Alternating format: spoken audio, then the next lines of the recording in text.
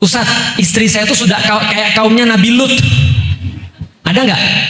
Ada. Kemarin lagi saya ketemu lagi. Ada perempuan memang pelaku. Memang pelaku. Jadi ada perempuan yang habis nikah nggak mau disentuh sama suaminya. Nggak mau disentuh sama, literally nggak mau disentuh sama suaminya. Begitu disentuh dia marah. Lalu kan kemudian yang laki-laki yang bertanya kan, ngapain aku nikah? Paham nggak sih maksudnya? Setelah ditanya, ternyata penyuka sesama jenis.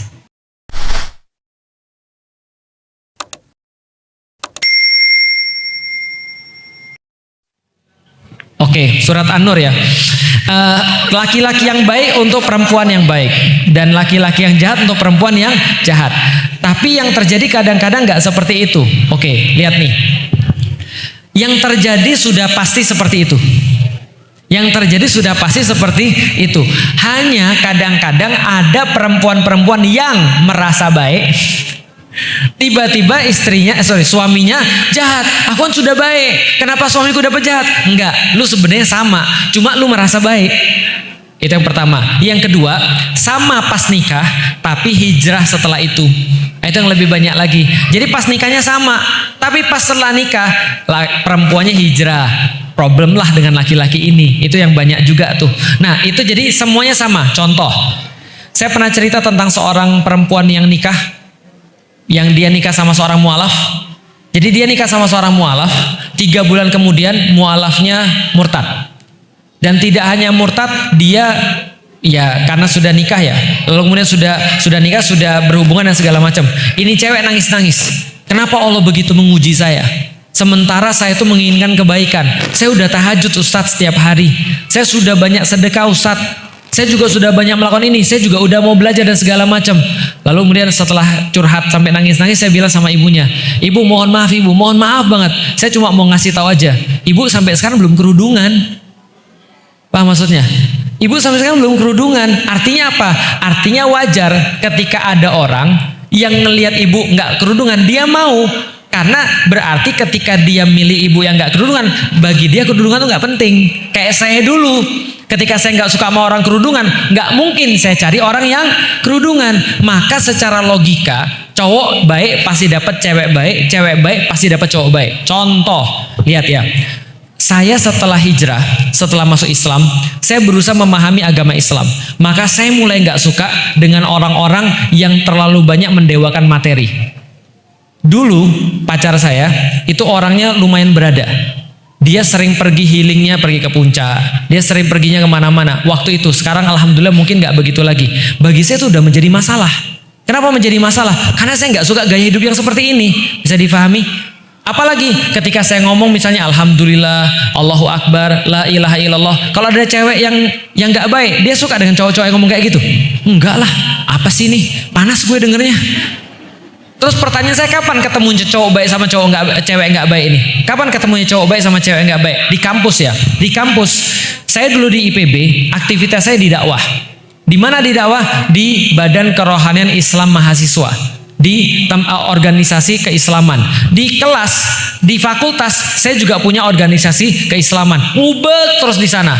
Pagi sampai siang saya kuliah, siang sampai malam rapat, kadang-kadang nempelin di mana-mana poster, nulis, lalu kemudian ngontak orang, datengin adik kelas, ngisi adik kelas dan segala macam. Kapan saya ketemu cewek-cewek yang nggak baik ini? Nggak pernah.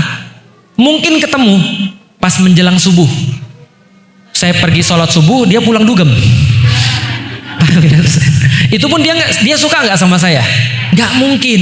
Makanya kita itu akan dikumpulkan berdasarkan circle kita. Itu logis banget. Contoh ya, coba ibu-ibu lihat tuh. Ibu nikah kan sudah ya? Di mana ketemu sama suaminya? Coba lihat, pasti circle-nya sama. Enggak Ustadz, saya kantor di sini, dia kantor di situ. Terus di mana ketemunya? Kan nggak mungkin tiba-tiba ketemu misalnya di supermarket, tiba-tiba tabrakan. Wah ini calon istri saya, kan nggak mungkin gitu. Paham nggak sih maksudnya? Pasti ada sesuatu yang terjadi, pasti ada ruangan yang sama, circle yang sama. Nah itu maksudnya kesamaan, karena orang-orang yang sama biasanya milihnya itu juga. Gitu kan ya? Pertanyaan saya, kalau orang-orang Chinese biasanya nikahnya sama siapa? Chinese juga. Kenapa? Nah, sekolahnya sama. Ibu dan bapaknya kenal, tinggalnya juga di situ-situ juga. Kan ngumpulnya kan tinggalnya sama. Lah wajar kalau mereka nikah sama-sama orang Chinese. Yang aneh tuh saya, orang Chinese nikah sama orang Jawa. Kenapa bisa begitu? Nah itu menurut Ustaz tuh nggak sama. Kata Ustaz tadi orang dipertemukan dengan orang yang sama. Saya sekelas sama istri saya. Satu organisasi keislaman. Wajar kalau saya lihat dia naksir karena saya bersama-sama. Bisa difahami? Maka orang-orang yang naksir itu biasanya frekuensinya sama. Karena sama-sama kelabing gitu kan ya. Sama-sama pergi kelabing. Wah keren nih cewek dance-nya. Wah jadi suka dia. Bisa difahami? Kalau saya mungkin nggak suka sama cewek yang kelabing. Ya nggak mungkin lah, ketemunya juga di mana, gitu kan ya. Artinya setiap orang pasti dikumpulkan dengan yang sama, kecuali kita nabi. Nah beda tuh. Kecuali kalau kita nabi, ujiannya parah. Nabi Nuh ujiannya istrinya nggak sama. Nabi Lut ujiannya istrinya nggak sama. Nah tapi jarang orang-orang yang ujiannya seperti nabi. Nah pertanyaan berikutnya, Ustadz, kalau sekarang kita sudah nikah, ya apapun lah yang tadi Ustadz bilang, apakah kita merasa soleh, ternyata kita nggak sesoleh itu, ataukah kita pas nikah sudah hijrah, sehingga kita mendapati ternyata pasangan kita bermaksiat. Padahal kita pengennya taat. Sering kali terjadi pada ibu-ibu. Karena ibu-ibu setelah nikah ikut pengajian ternyata baru ngerti standar cowok yang benar tuh kayak begini. Lalu bagaimana? Nah itulah sabar yang pertama. Sabar. Kalau bapak-bapak jauh lebih mudah. Karena bapak-bapak adalah pembina daripada istri-istrinya. Gimana caranya? Sering-sering ajak ngobrol. Ingat-ingat kata-kata saya. Setiap perilaku pasti karena cara pikir tertentu. Maka harus diubah adalah cara pikirnya seperti apa. Maka ngobrol itu penting.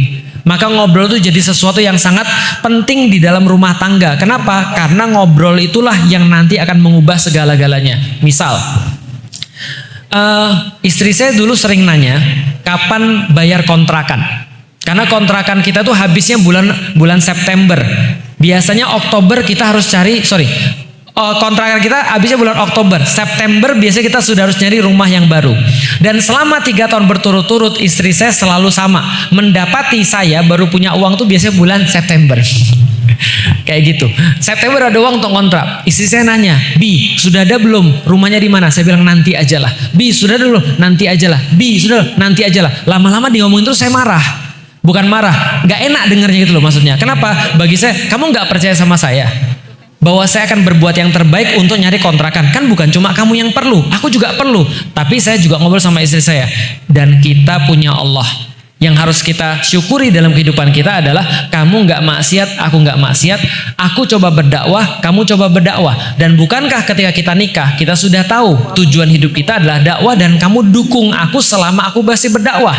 Kalau aku sudah nggak berdakwah, kamu baru boleh nanya, kamu tuh ngapain? Tapi selama aku dakwah, insya Allah ini yang kita cari dalam pernikahan.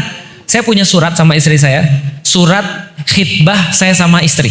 Saya ke istri saya nulis, saya minta 2, dukung saya dalam dakwah, dan satu lagi adalah percaya sama saya selama saya nggak maksiat. 2 itu aja yang saya minta. Itu ada bukti autentiknya, tertulis. Dan dia balas suratnya, aku akan dukung kamu dalam dakwah dan percaya selama kamu taat pada Allah. Saya bilang ini sudah ada nih. Apa yang kita khawatirkan? Aku juga khawatir sih sebenarnya. Cuma maksudnya gini, maksudnya kalau kamu kayak gitu terus itu juga nggak mengubah apapun. Bisa difahami ya. Nah baru kemudian kita ngobrol bisa diubah. Kadang-kadang ada yang nggak bisa diubah. Karena kadang ada beberapa kasus memang perempuannya keterlaluan. Kemarin saya baru dapat kasus yang luar biasa. Ada seorang perempuan sudah nikah sama suami, sudah nikah, dia nggak mau tidur sekamar sama suaminya. Berarti ada masalah kan? Gimana caranya? Cari tahu. Kenapa kamu nggak mau tidur sama aku? Gitu kan ya. Lah kalau misalnya sudah dijawab, contoh misalnya, habis kamu bau sih, ya udah tinggal diperbaiki. Habis kamu ngorok sih, ya udah tinggal diperbaiki. Kan katanya. Tapi harus tahu dulu, mengetahui problemnya apa itu penting bagi laki-laki. Dan tenang, insya Allah setiap laki-laki mas diberikan kemampuan untuk berbicara menaklukkan perempuan. Itu semua laki-laki. Jadi ajak ngobrol aja. Kalau misalnya ada temennya atau siapapun yang istrinya bermaksiat, ajak ngobrol. Ustadz, istri saya tuh sudah kayak kaumnya Nabi Lut. Ada nggak? Ada. Kemarin lagi saya ketemu lagi. Ada perempuan memang pelaku. Memang pelaku. Jadi ada perempuan yang habis nikah nggak mau disentuh sama suaminya. Nggak mau disentuh sama, literally nggak mau disentuh sama suaminya. Begitu disentuh dia marah. Lalu kan kemudian ya laki-laki kan bertanya kan, ngapain aku nikah? Paham gak sih maksudnya?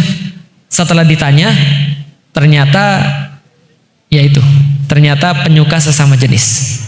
Nah kalau sudah kayak gitu, ya saya bilang sama orangnya, ada dua kemungkinan lagi mas kalau sudah dapat kayak gitu. Pertama, coba ubah dia. Kalau dia mau kasih waktu, aku kasih waktu kamu 3 bulan.